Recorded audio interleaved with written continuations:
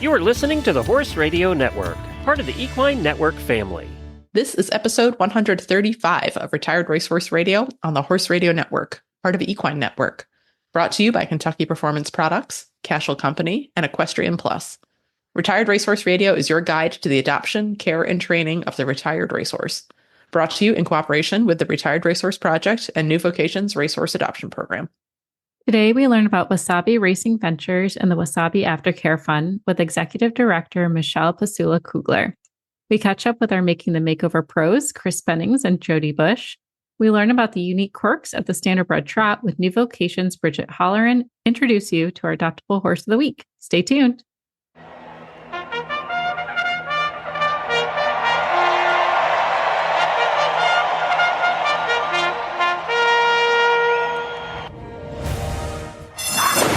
And they're off on Retired Racehorse Radio, the podcast that is your guide to the adoption, care, and training of the retired racehorse. This is Joy Orr in Detroit, Michigan. And this is Kristen Kobach-Bentley in Jamestown, New York, and you're listening to Retired Racehorse Radio. Kristen, once again, our lives have paralleled so well. It's not intentional. I feel like listeners probably think that we're like coordinating how weird our lives can sometimes overlap. We're not that organized. No, we're really not. If y'all saw the pre-show, sometimes it's I had a question if I should be allowed to run a podcast. Yeah, we're just two horse-owning adults trying to make it. Yes. And often those journeys parallel because we all go through the same things. We all go through the same things. Yes. It's certainly been interesting. But I know we both have had weeks that weren't super horsey. We had to juggle some struggles of the adult amateur life. Yeah. We have had a lot of like family outings over here and then weather. Mm-hmm. And then if you think I sound funny, it's because I have some sort of sick. So between all of that. I do like your sick, sultry voice though. Yeah, you found that very seductive, and I am glad that you think of it that way because I feel like garbage. I was going to say soothing, but seductive also works. Okay, fine. Yeah, it's a tomato. It's, but it's fine. We're going to get through it. We have a lovely episode, and I don't cough on the air as far as I know. So no, so far you've really been keeping it together. So unless I haven't been paying attention. Don't make me laugh because that tends to trigger it. So yeah, no guarantees, but. That's just I know. Same thing. We're getting ready for family wedding things, and there's been multiple outings due to that. And heat. Oh, the heat. If I wanted Florida, I'd move to Florida, but it came to me. You too. But a little bit, yeah. And then storms, storms. It's just like it just hasn't been the most like horse girl vibe chic. Like this summer. Well, the summer's been pretty good, but this week in particular. It's really shown like dog days of summer kind of vibes. It's not very demure, not very mindful. Oh God, don't start that. I have had that sent to me so many times. My only hope is that that trend is dead by the time we get to the makeover, so I don't have to do a. Are you suggesting it's not going to be the stall theme of this year? Oh gosh, no. I will. We have not revealed that yet. Actually, by the time this episode comes out, it will have been revealed, but that is not the theme. I can safely say that. So sorry. But yeah, when I did get a chance to ride Jobber, because he's had so much time off, he's like, I have forgotten how to be an independent thinker. So he was so herdbound. So I had to, it was exciting because I was like, oh, good. Like old spicy Jobber is back. Also, I might die. So it was fine. I will say I have appreciated my horse missing me. Like she nickered at me when I came in. I was like, that's everything I ever wanted. My life is complete. There you go. But the geldings talk to me, but it's usually only when I have their food. So, oh no, she's actually quite talkative, even during the ride though, because she lets out groans while you're riding, but not distress, like the relaxation. But that's nice. It is, except when you're trotting, it's like, and you're like, okay, this isn't cute. Like, am I killing you? Or she lets out like really long groans and then the snort after, and you're like, I'm really glad you're vibing and having a good time. I want you to say less. Everyone's staring. Keep that as an inside thought, Astrid. Yes. No, she's very vocal. She's also done it in the shows down the center line. It's great. But hey, it is what it is. I wouldn't trade her for anything. But we are getting ready like one horsey thing I've been working on despite not riding is we are going to have Nick Larkin up. We go a couple episodes back, he talked about cross-country equestrian. And we are actually running the first Michigan cross-country equestrian event. Very excited for it. So I will share it on our Facebook page and Instagram, but there is a sign up. It's happening September 14th and 15th. There is opportunity to audit if, like, I know this could be a very short notice because it is September 10th by the time you're hearing this, but there is auditing opportunities and we're always taking volunteers. So if you just want to come in and hang out, that will be an opportunity too. And you might be able to get your horse in last minute entry if you act quickly. So I love that. That's exciting. I'm excited to cool see Nick program again too. That'll be a good time. Yeah.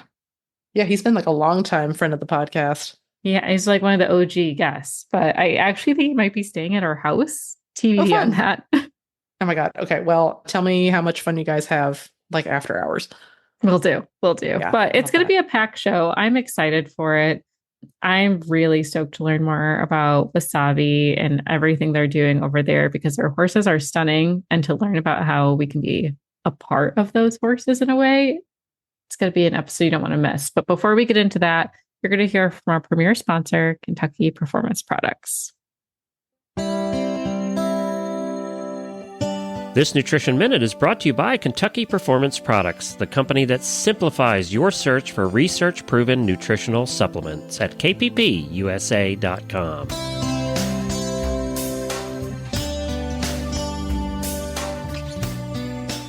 The horse that matters to you matters to Kentucky Performance Products.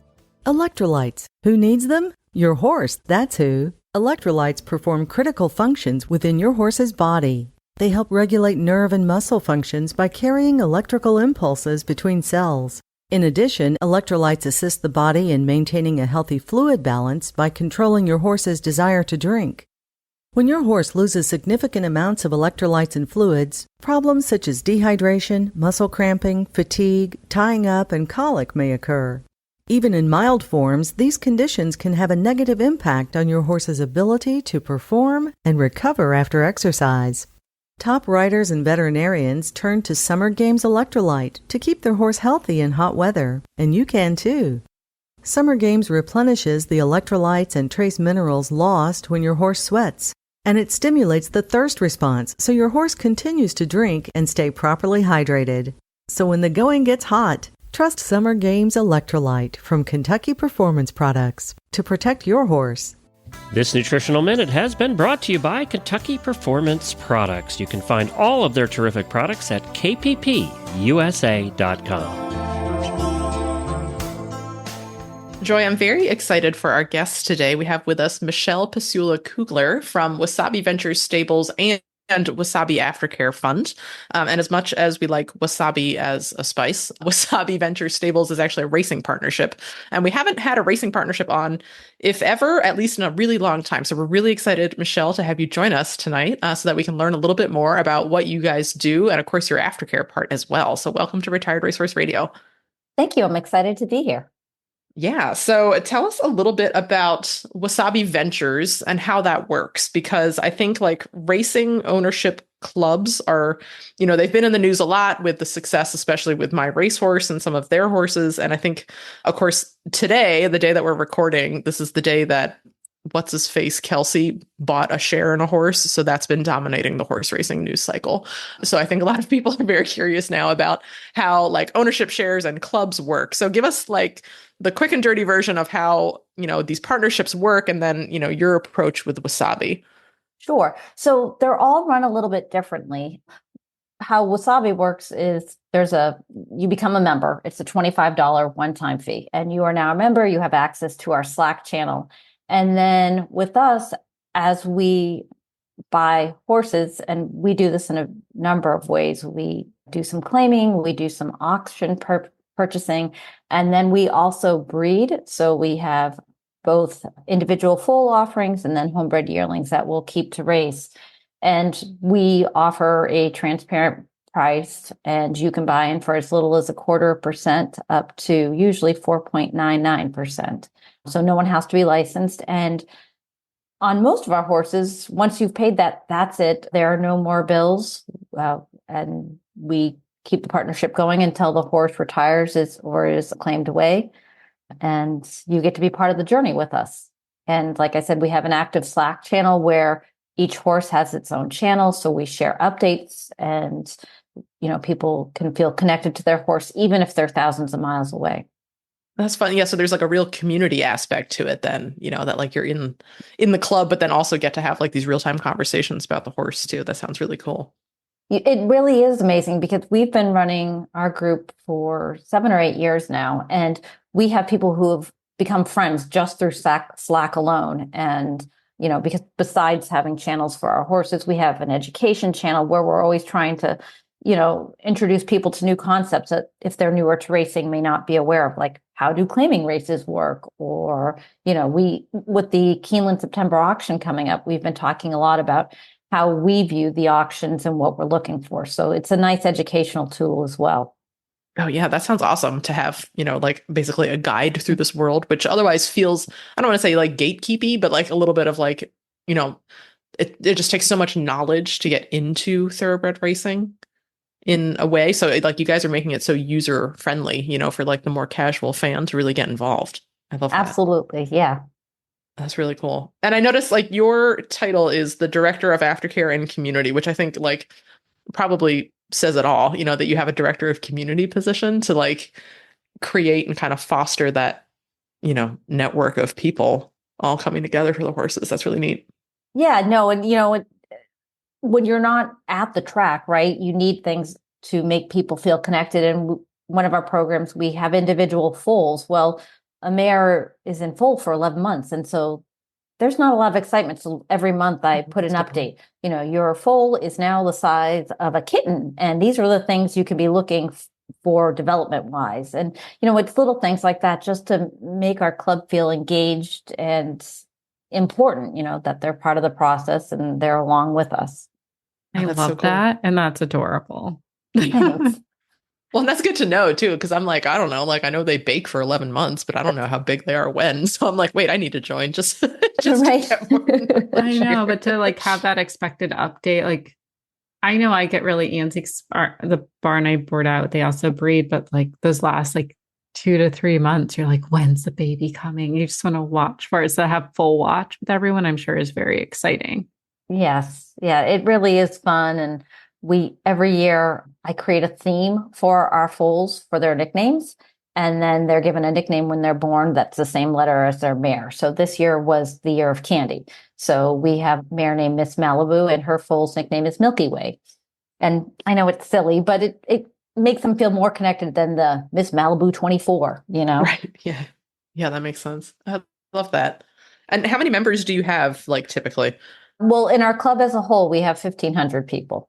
Wow. Okay. So that's a big community. Impressive. That's a lot of people to manage. Yeah. Yes. Yes. That. But, the majority of them and the majority of the time, it's all good and fun. And because we have a set of rules for how we behave on Slack, but almost never do I have to remind people of what the rules are. They're just happy to be there. Yeah. Because I'll say it's a fun thing, So do people get to come out to the races then? Like if the horse is racing at a track near them, can people come out and cheer?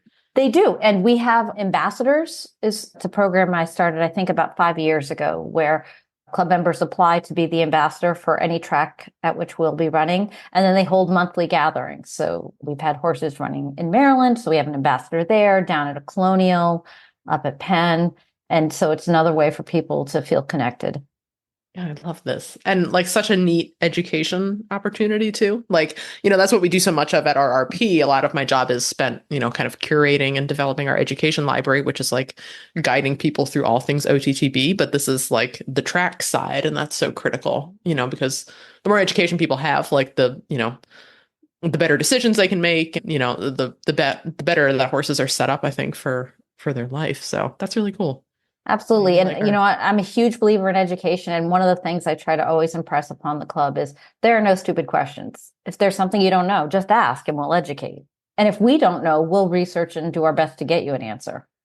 And I like this too, because I think, sometimes like people who I think are well-intentioned in the aftercare community are like, oh, like racing owners don't care. They're just in it for the money. And like, we all know that that's like, could not be further from the truth. Like, this is just how racing fans enjoy their horses, the same way like Joy rides dressage and I ride ranch. And like, that doesn't mean that Joy and I are both wrong. We just enjoy our horses differently. And horse racing is very much the same way. Like, we all know that the racing community cares very deeply for its horses, but this is giving people such an opportunity to see that, firsthand. So this is such a cool program. Thanks. Yeah. Nice. Now, okay, let's pivot a little bit and talk about your aftercare organization, because I don't know of too many partnerships that have that kind of like a set up or built in. So tell us about the Wasabi Aftercare Fund. Sure. So my introduction to horse racing came not until about 18 years ago. I grew up in New Hampshire. There's no horse racing there. And so I had no experience with it. And then when we started this stable, I got to know horses as an animal. And I'm a lifelong animal person. I've always had cats and dogs and really, feel a kinship with them, I guess you'd say. And so once I met horses, I was like, oh my gosh, they're like big dogs. And I just love these animals. And we need to make sure we take care of them. And so it started out of a small idea. So like I mentioned, people don't pay monthly bills, but when a horse closes out, if it turned out cash positive, they get money back. And so when we would have horses retiring, I would say, hey, can you leave $5 to aftercare?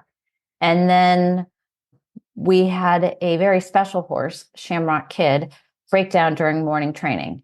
And he had been very successful. So when he closed out, he had money returning to his owners, and people in our club said, we're going to leave 50. They, instead of donating 5, they were donating 50. And I thought, wait a minute, these people understand what I want to do. I want to take care of all the horses.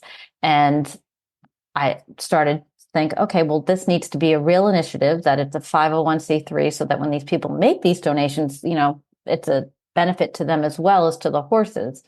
And so I just ran with that idea and built what was initially known as the Horse Fund. We rebranded this year as the Wasabi Aftercare Fund because it makes a lot more sense. Our funding is focused on our Wasabi horses, but I track every horse that Wasabi has ever bred and or raced.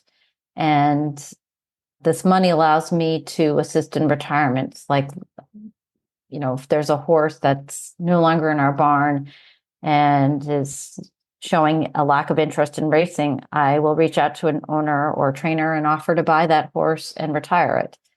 And it's the best job I could have ever had because I have the support of our club. They wholeheartedly believe in this and donate to it. And I know these horses are going to have safe landing spots when it's time for the racing career to end. This is how we want it to be, right? Like in aftercare, right. That, you owners and groups like this are setting up, a way, and that you're creating engaged racing fans and owners, that want to know and care. And, again, like fighting that stereotype of, oh, the racing industry doesn't care. It very much cares. Like, this is proof of it, right? Like, this is really, really neat. So you guys are in our Makeover Champions program at the Retired Racehorse Project for this year, and that's with a horse named X-Top. Yes. And I was looking at his record the other day, and he did not retire with you guys. So what's his story? So he was claimed away from us now I'm going to get my numbers wrong, but I believe it was in 2021 or 2022. I'm so sorry. But he went with another trainer and owner and ran with him, and I tracked him like I do all of our horses. And I started to notice that he wasn't running as well. And I had reached out to his trainer and asked about retiring him, and he wasn't ready yet. I said, okay. And every few months I would just come back and ask, how the horse was doing. And finally he was like, you know what, this horse is ready to be done. And I purchased him.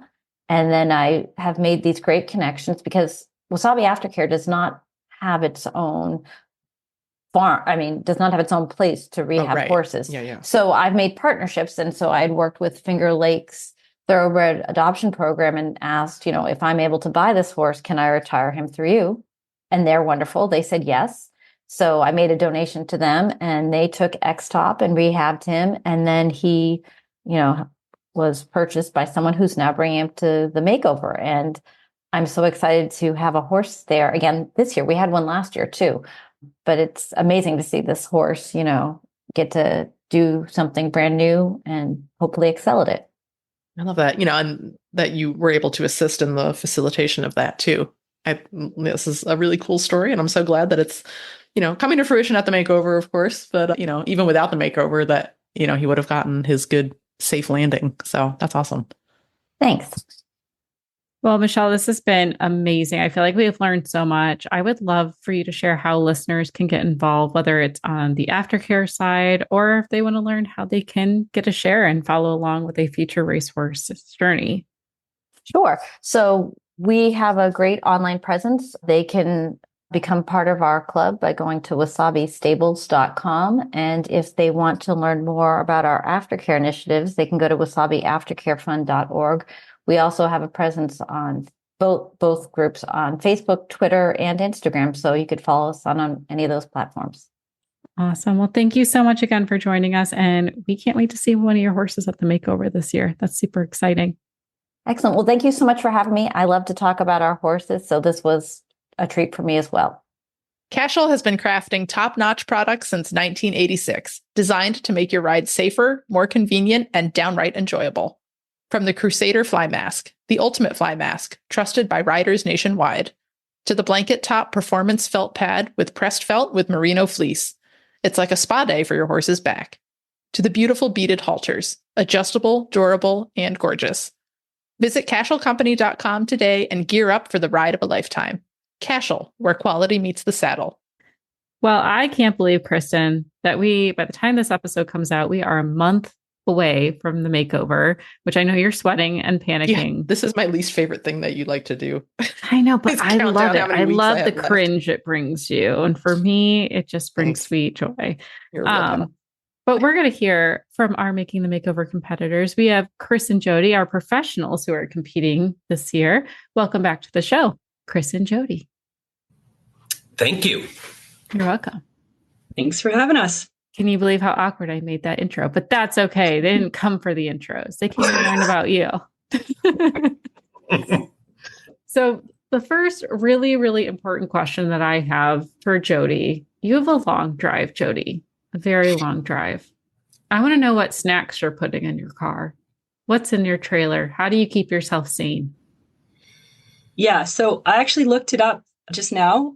It's 7 in miles because I know it in kilometers. It's 1,700 miles from That's a lot. Saskatoon, Saskatchewan to Lexington, Kentucky.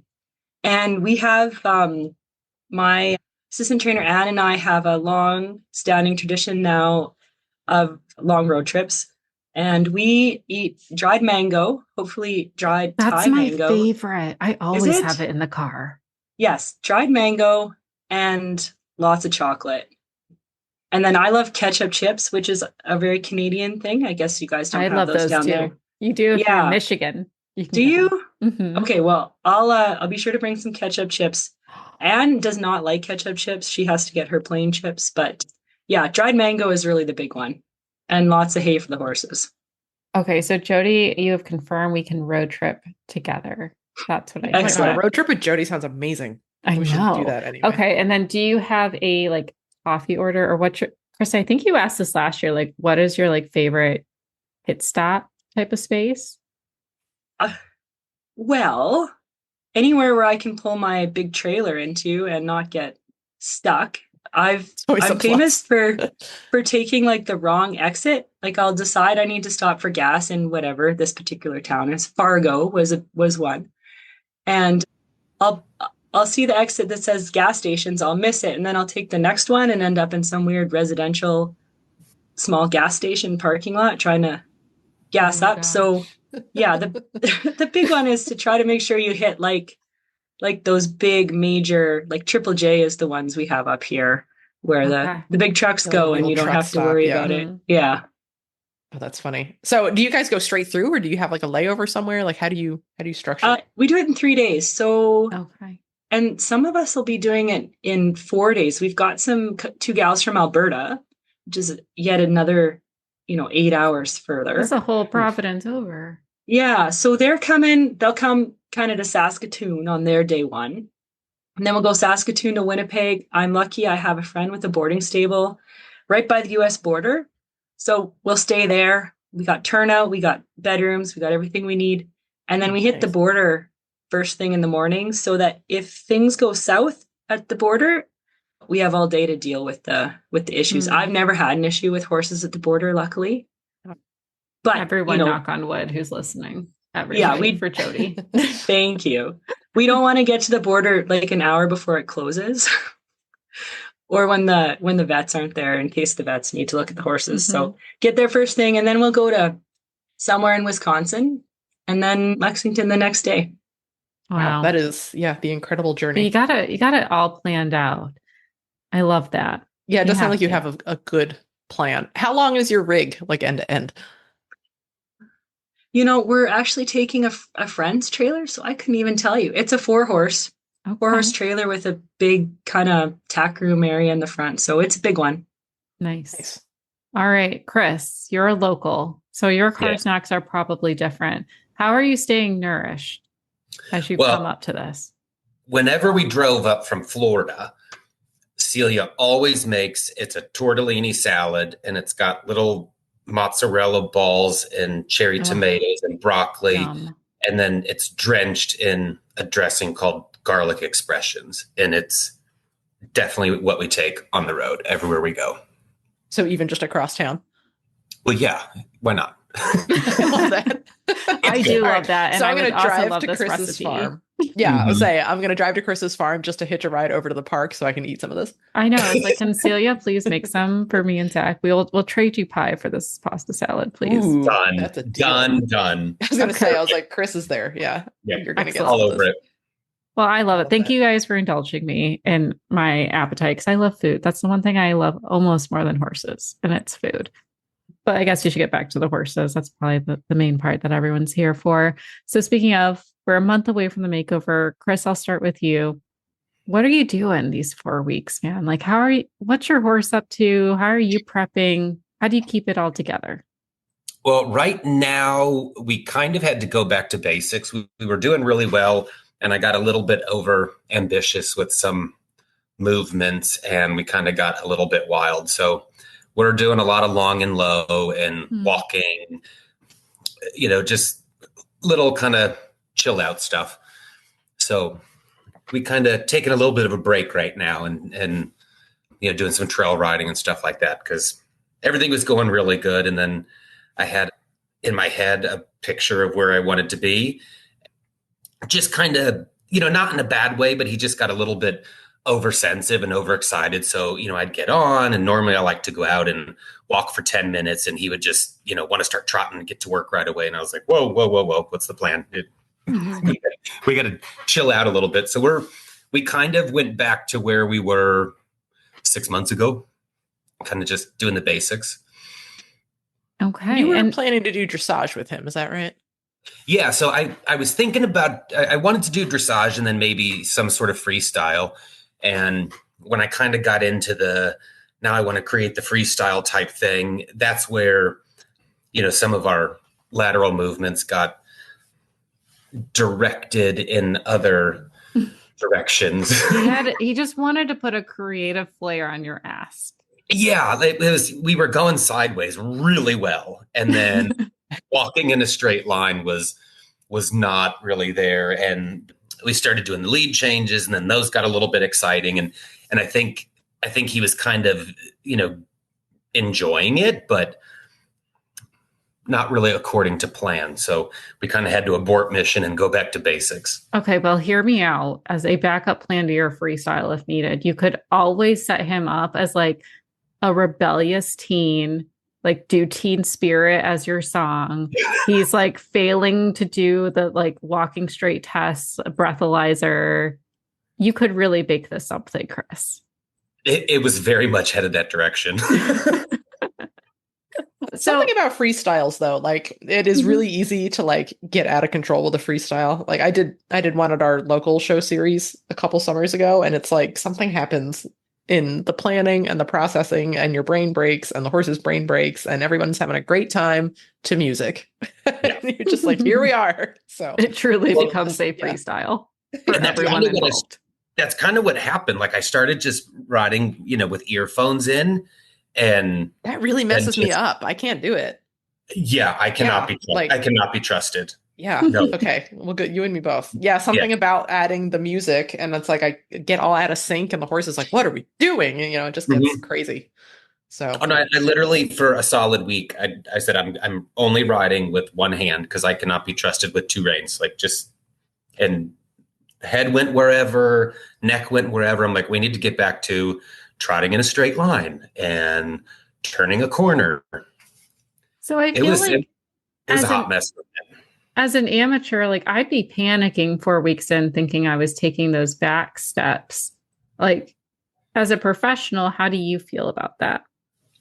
Well, so what I kind of had to do was say, I have to do at least the basic. So while my freestyle got a little out of control and unorganized, I first had to say, okay, I need to at least be able to do the dressage test and do the simple parts of trotting down center line. That's a good place to start, instead of looking like a pinball machine in the middle of an earthquake. So, while parts of the training kind of were above and far more advanced than what he needed to know, I had to take it back and go, you know what, we can't even do, the simplest of tasks, which is what I have to do first in order to keep it all together. So we kind of just had to go back to square one, and which was the polar opposite of last year. My horse was doing really good, and I took him to that horse show, 2 weeks before, and I was like, oh, okay, 2'6" has never looked so big in my entire life. And we had to go home and really put the pedal to the metal and get him really comfortable over some bigger jumps. So it was, where last year I kind of had to kick him forward into more difficult things right before, and then this year we are taking a step back. Okay. Horses keep you humble, man. They sure do. Keep you on your toes. All right, Jody, how about you? These last 4 weeks, what's your plan and how are you prepping? Well, on the horses keep you humble and back to basics kind of track, we're down to one horse, and we actually had to our mean girls. I know, our mean girls. So we're down to one, various soundness related issues, as can tend to happen. And the one we're down to is kind of the one that we went to the bullpen for in any event. So she's going to have very little training when she gets to the makeover. So we're really working on the basics. She's pretty quiet and pretty reasonable. So trying to get her ridden every day, I think actually because of her late start, we're fighting fitness more than anything. To have her just cantering around nicely is going to be a challenge just because she's not, fit enough and balanced enough. We are going to do our freestyle, and I'm hoping to do some liberty. That's going to be a real test of how quickly you can get a horse trained to do some liberty stuff and, take the lead shank off in the big arena and see if she'll stick with me or run away. But I think the important thing, professional, amateur, whatever, is just that it will be what it will be. And we're going to go and we're going to have an amazing time because it's a super fun horse show. And if we get down there and I can't unclip the lead rope in the freestyle because she's having a meltdown, I will just do the most beautiful groundwork demo you've ever seen. And we'll take a bow and it'll be good. Having watched your groundwork, though, it's going to be beautiful regardless. Joy, I don't know if you've ever gotten to see one of Jody's freestyles, but they are really beautiful to watch. So I'm excited for you either way. Yeah. And I'm going to mark my ride times in my phone so I get there to see it. Yeah. And if the rope's attached, the rope's attached. So, and actually, if the rope detaches and she goes burning around there like a crazy horse, that's fine too. Hopefully she doesn't, but well, it's fine. We put up the tall panels at the outgate just in case. So it's all good. Yeah. I love it. How can people follow along on your journey? We'll start with you, Chris. The RRP Makeover podcast. How about that? That's us. Yeah. I know we have the exclusive to Chris Bennings, so we're good. Yeah. Yes. So us for you, Chris. My social media skills are lacking. That's okay. You did have a cute commercial for your supplement sponsor. There you go.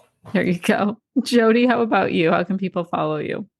We've got on Facebook and Instagram, Good Start, OTTB training, and lots of good fun stuff on there for sure. Love it. Sounds like there's some groundworking things I'm going to have to pick up and watch from you. I'm very excited. All right. Well, thank you both. And then we will see you in 4 weeks. I can't wait. Sorry, Kristen. I'm just making you sweat. Just making you sweat over there. It's fine. Just by all means, continue to count down how much time I don't have left. You know I will. All right. Thanks, guys. Well, Kristen, I know that we're talking about adoptable horses and we're hearing about all of these horses coming in from our Making the Makeover writers. The Thoroughbred Makeover is coming quickly. How tempted am I going to be to buy a horse while I'm there? Oh, I'm not going to lie. I already have a few earmarked for you. I spent earlier this week, we're recording at the end of August, and a large part of my job is putting together the marketplace catalog. So that's our ASPCA Makeover Marketplace at the Retired Racehorse Project, and that takes place at the Thoroughbred Makeover. It is a super unique opportunity. I really don't think there's any other opportunity like this in the horse world where you can come out and you can watch all these horses perform in the show ring. You can watch them school. You can meet them in their stalls. You can take a trial ride because we have a designated trial arena open. And you can get vets from Hagyard Equine to come out and do a PPE or a pre-purchase exam on those horses. And that's all in one location. And there's, I think, 70 horses listed for sale or adoption in that marketplace. And I really don't think that there's another opportunity like this where you can shop that many horses all in one location. So there is a little bit of something for everybody. You can shop online at therrp.org/marketplace. And off air, Joy, I will tell you about the ones I think you would enjoy. Oh boy. All right. Yeah, bring a trailer. That's all I'm saying. Bring a trailer. Well, it's everyone's favorite part of the episode because we're going to be introducing to you a adoptable horse and tempt you right before the fall season. Because why not? New season's new horse. But before we get into all of that, we are going to get a training tip from New Vocations' own Bridget Hollern. And you might remember that name if you're a longtime listener, because she has been on our show before, but for our Thoroughbred Makeover episode, she's a competitor. But for those who don't know, she's also a trainer at New Vocation. So welcome to the show, Bridget. Hi, thanks for having me. It's so great to have you because it's been forever. And I know we have lots of things to pick your brain on. But before I hand you to Kristen, who's got our training question today, I would love to know, are you competing at the makeover this year? Are we going to see you again? I am competing at the Thoroughbred Makeover again this year. Once again, I'm doing the ranch division as well as competitive trail. And this year I brought along a junior student as well, who is also doing ranch and Western dressage. I love that. Tell us, can you give us like the 30-second overview of your horse? Maddie's Marauder is my horse, and he is just a gem. He's so kind and quiet and open to new things. He's been an absolute delight to bring along. Amanda Vance, our New York trainer at New Vocations, sends me everything I ever want as far as a thoroughbred prospect for the makeover. And she knocked it out of the park with this guy. He's just perfect. I want to add my own 30 seconds because I've seen him in action at our show series and he's very cool. Like anyone, I think he's in the marketplace, right? So anyone who is horse shopping, especially if you're looking for a ranch horse, this little guy, he's got such a good stop and turn and like that draw that you want on a cow, which like, if you're not a ranch person, you're like, I have no idea what Kristen's talking about, but like, it's really cool. Like, just believe me on this one. So I really like to watch your horse go. So nice job with him. I love it. I cannot wait to see him and obviously take as many selfies as I can while I'm there. So that'll be exciting to see you in just a couple weeks now. We're very close to the makeover. Getting so close. I know. I know you mentioned there's lots of horses that you've been training. We were having a little chit chat before we jumped into this today. I would love to know some training tips from you because I know you are one of those unicorn trainers who works with standardbreds and thoroughbreds. And I know, Kristen, you had a really great question that I am also curious on. I do. So being a thoroughbred person first and then a standardbred person, when I acquired my first standardbred and took him for his first trot out in the pasture, I like stopped and dismounted and trotted him for the person I was riding with because I was like, something feels different about this horse's trot. And like years later, I like he's a lovely horse for other people to ride, but when they trot him for the first time, I tell people you have to post very deliberately because there's like a little extra something going on in his trot, and it's not a soundness thing because when you trot him in hand, like I videoed it, I've trotted him up and down the road, like he is dollar sound, but it feels weird. And I've asked some other standardbred people and they're like, oh yeah, that's a thing, but we would love your professional opinion on this. Is that a thing? Yes. So they have that like standardbred roll. When you watch them go from behind, you might notice a more rolling action than you see on your thoroughbreds or your typical riding horses. And you'll find it in both the trotters and the pacers when you are trotting them under saddle. And yes, pacers do trot under saddle. Pacers frequently trot under saddle. And you get this extra almost hang time with your trot. And it does take people a second to adjust and get used to their horse's new way of going, because it's going to feel quite different from anything else that they have ridden. And, you know, I've ridden a lot of breeds over my lifetime, including, you know, Morgans and saddlebreds and other, you know, saddle type breeds, other non-typical Western or English type breeds. And they do just have a very distinct, almost extra beat to their trot. And I've had adopters question if they're same thing, if their horse was sound, and they're like, it just feels weird, but it looks fine. And I was, it's going to take you a minute to get used to that trot. And I have to remind myself of that because I'm so used to it now that adopters frequently aren't if it's their first standardbred, but it'll get there. Yeah. It'll develop closer to your typical riding horse trot with time and collection as well. But it's never going to feel exactly like a real flat moving quarter horse or thoroughbred horse would. Yeah, which is very much what I'm accustomed to, you know, and our thoroughbreds have kind of flattened out a bit, you know, as we've gotten them in the bridle as ranch horses. So I'm like, if anyone's listening to this and is like, oh, I don't want a standardbred, like, it's not unpleasant. No. And it doesn't feel like a lame horse, you know, not. it's just I've different. Largely advocated that I'm taking West from you. Yeah. Oh yeah. You've experienced his like extreme power trot. Like I laugh when Bridget's like, oh, it'll get better with collection. And I'm like, oh, that is not going to be his strong suit. He loves a full speed 40-mile-an-hour trot across the pasture. He's like, we are going to go places. So he wants to dressage. He wants to dance, Kristen. He would dressage his way right out the end of the arena, I think. Well, thank you for confirming that I'm not insane. I was like, something is different, and it's not off. It's not odd. It's just different. So it's just distinct. It's just very, very standardbred. And yeah, when you said roll, I was like, oh my God, that's exactly what it feels like a little roll. Yeah. Okay. I like it. I feel very empowered now. Thank you. Well, I love it. That's something new for me to add to my little factoids. But I would love to talk about our adoptable horse of the week, who has a very cute name, Wading Boots. Yes, Boots. We love Boots. Boots is really looking to find his person to just, you know, shower him with the affection and attention that he needs in life. He is a little not typical for a standardbred. For anybody that has experienced standardbreds before, you know that they are frequently very confident, self-assured horses that, you know, take to everything very easily and very quickly. And Boots is just a little bit of a cautious guy. He's just a little timid and a little unsure of new things and new people, but he adores all of his human and animal company. So whether it's a person or a horse or other livestock or the dogs, Boots wants to be friends with them and follow them anywhere. So he's really just waiting for that person that wants to form a bond, like a super strong bond with their horse and have a really good connection. He would be the kind of horse that if somebody wanted to work on tricks or liberty work, where they really have to feed off of you and your body language, he would be perfect for that, because he wants to be a big puppy dog and follow you to the ends of the earth, but he doesn't necessarily want to go boldly where no standardbred has gone before. I love this description. I know. What a good soul.